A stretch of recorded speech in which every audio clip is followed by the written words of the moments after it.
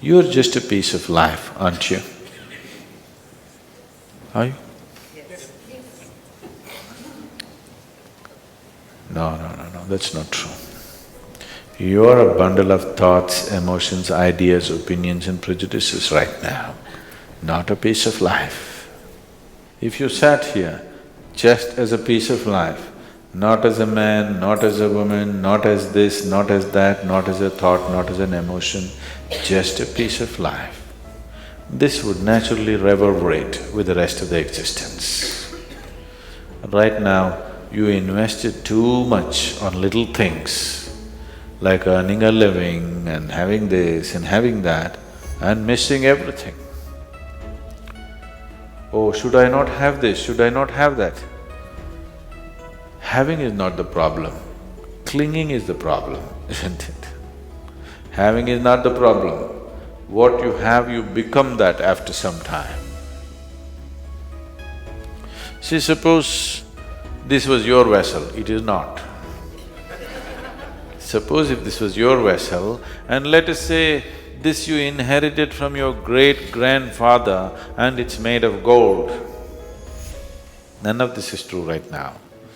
But suppose it is so, if I have to hurt you, I don't have to come and beat you, all I have to do is this. Life will go. And it's happening to you. Maybe you have not inherited a golden vessel from your great-grandfather, but every little thing that you acquire is taking your life in some way, isn't it? All these things we acquired, thinking that these things will make our life.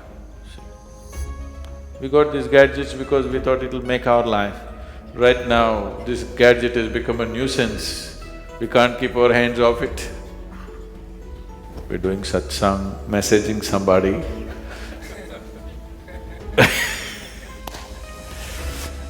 Communication, of course, but not a communion. So, once you've come here, you should not leave this place without knowing the full depth and dimension of what this life is about, isn't it? Nobody should leave without knowing this, because other things are subject to various realities. We do not know whether you will get to run 100 meters in 8 seconds, what do you… You can't do that. We do not know whether you'll climb Mount Everest or not.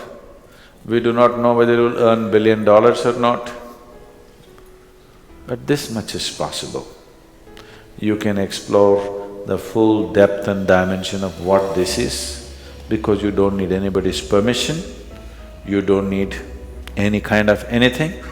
If you are willing, it's there, isn't it? You may be willing to climb Mount Everest, but your lungs may not be ready, your legs may not be ready. With this, it's not like that. It is not demanding any particular capability.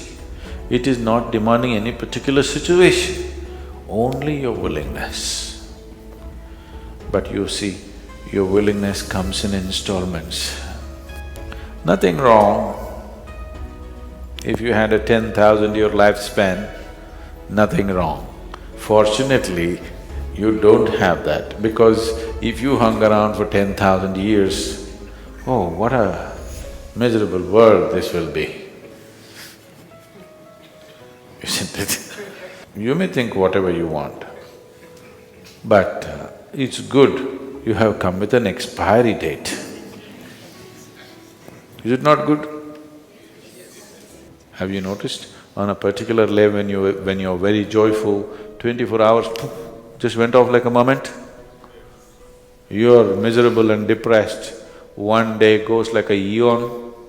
So only miserable people have a long life. Joyful people, even if they live to be 100, it's too brief. Before you know what's happening, it'll be gone.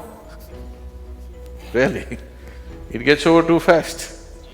But if you're miserable, you will live long. So it's a very brief life.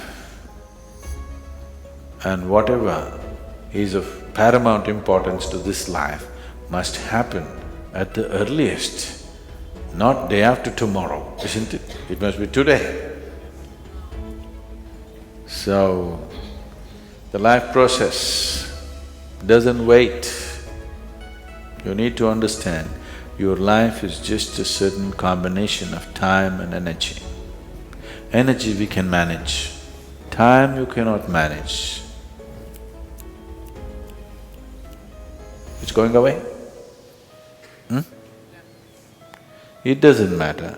You're awake, you're asleep, you're okay, you're not okay, you're happy, you're miserable. Going, going, going. As I'm talking, you're 2 minutes closer to the grave. Yes or no? Time you cannot manage, it's just going. You can only manage your energy, you can manage your activity. How you make use of the time, you can manage. But you cannot manage time, it's slipping away, isn't it? So if you recognize that your life is just a certain amount of time and energy, you would definitely invest your energy in a way it is most meaningful to this life, isn't it? But if you do not understand this, if you intentionally forgetful about the briefness of life and you go about as if you're eternal, yes, you are eternal, aren't you? On a daily basis you're not aware that life will end for me, and it could be today. Not to be terrified, just to be in tune with the fundamental facts of life, that it is possible that our lives could end today, isn't it? Possible? We are not intending, we are not seeking that, but it's possible, isn't it? If you miss this, then you'll miss your whole life. If you do not understand that you have an expiry date and it is not even fixed like a pharmaceutical product that you have another 2 years to live, it could be just about any time. If you miss this one fundamental fact, you're sure to miss your whole life, because everything that's vital will be tomorrow, and tomorrow never happens.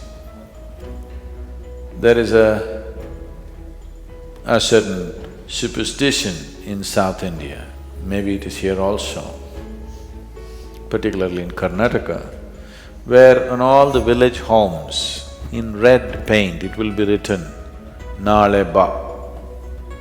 Nale ba means come tomorrow. They write it in red paint because devils will come wanting to enter your house and they can see only red. You didn't know this? Because they're looking for your blood. They can see only red color, so it's painted in red paint, Nale ba. Devil comes to your house and says, okay, this house is tomorrow, and goes away. But the fact is, most human beings have done this not to the devil but to the divine. Nale ba. If you've done it to the devil, it's okay, but you've done it to the divine, isn't it? Tomorrow, we'll meditate tomorrow? Yeah? So, knowing life is not some superhuman effort. If you stop being some other rubbish and just become life, which is what you are, knowing life is not far away, it's right here.